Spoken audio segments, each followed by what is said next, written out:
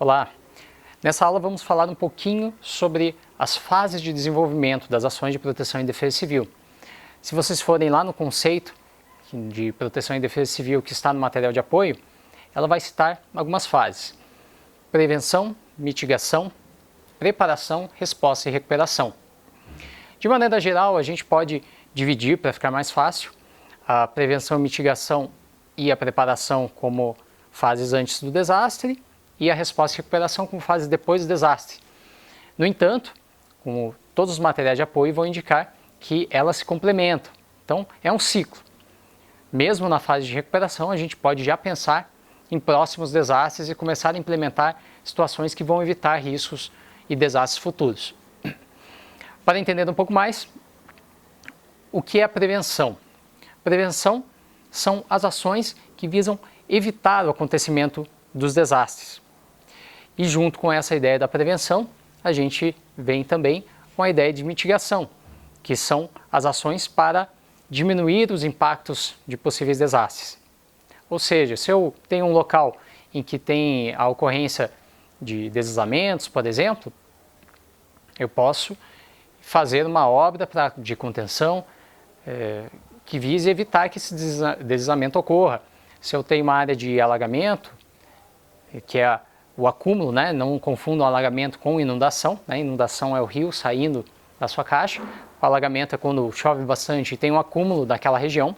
Então, o alagamento pode estar acontecendo por causa de uma debilidade no sistema de escoamento da água. Então, se eu fizer uma obra em que aumente a vazão dos bueiros, por exemplo, pode ser que eu esteja acabando com aquele problema. Então, foi uma ação de prevenção. Mas tem vezes que essa ação ela não consegue resolver totalmente o problema, mas ela minimiza. Então, a gente já parte para uma ideia de mitigação.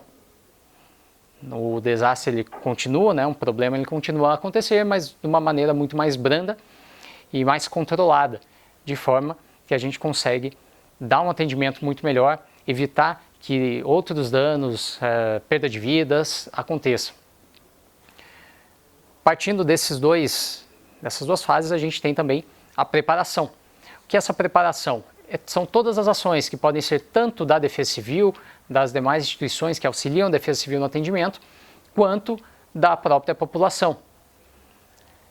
Então, no plano de contingência, a preparação ali no plano de contingência é uma ação de preparação no município para um eventual desastre. Eu trabalhar depois com essas instituições que vão fazer parte do plano de contingência, como que elas vão atuar efetivamente, qual vai ser o papel de cada um, como a gente vai se comunicar, como a gente vai ir para o local do desastre, quais são as possibilidades de atendimento, quais são as ferramentas e recursos que a gente tem disponível e fazer simulados para conhecer um pouco mais sobre a dinâmica, quais problemas podem ocorrer. Isso é preparação. Simulados com as comunidades, fazer palestras também, indicação de quais locais elas podem utilizar de rota de fuga, de abrigos, ou mesmo aquelas orientações que a gente já viu de evitar ficar num local que pode ser afetado, numa inundação, levantar os móveis, ir para um local seguro. Tudo isso são ações de preparação. Depois disso, depois que as pessoas estiverem preparadas, todas essas ações vão sendo feitas, a gente começa a aumentar a resiliência no município. Por quê? Os impactos vão começar a ser diminuídos, né? Nosso risco começa a ser gerido de uma maneira muito mais efetiva, que diminui os impactos que os desastres podem causar. Após o desastre, então, e dessas três fases, nós temos a ação de resposta. Aconteceu o desastre, nós vamos ter a resposta. E se a gente fez bem a lição anterior, nós já vamos ter uma lição ali de como executar essa resposta a partir do plano de contingência, a partir desses treinamentos.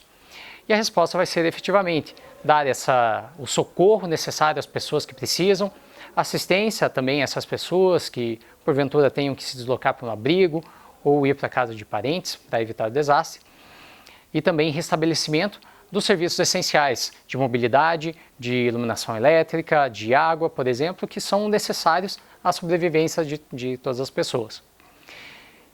Após essa fase mais latente da emergência, que tem o atendimento e já começa a ter a responsabilidade do coordenador também de fazer todos os levantamentos necessários e identificar os locais afetados para colocar nos formulários e documentações do desastre.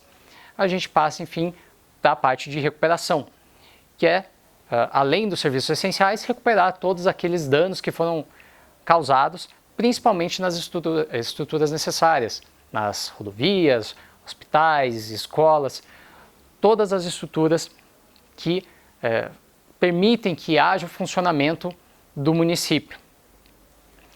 Então é necessário pensar em todas essas fases quando a gente está abordando o desastre. Lógico, a gente pode cortar em etapas, mas todas elas são importantes. Então, tente entendê-las e colocá-las em prática dentro da realidade do seu município.